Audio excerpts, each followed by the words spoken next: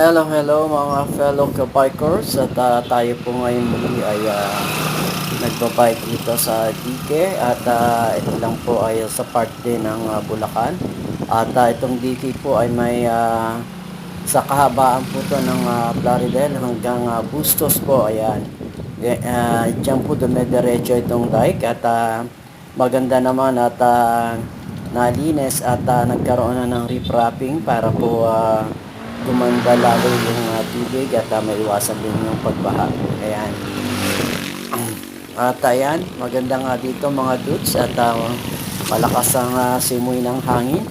At ang kagandahan pa rito, Lodi, ay hindi gaano mainit dahil sa tabi-tabi lang ay meron din mga puno pa. Kaya medyo masarap yung simoy ng hangin. Ayan. At enjoy lang mga dudes sa pagbabike at ride safe, keep safe.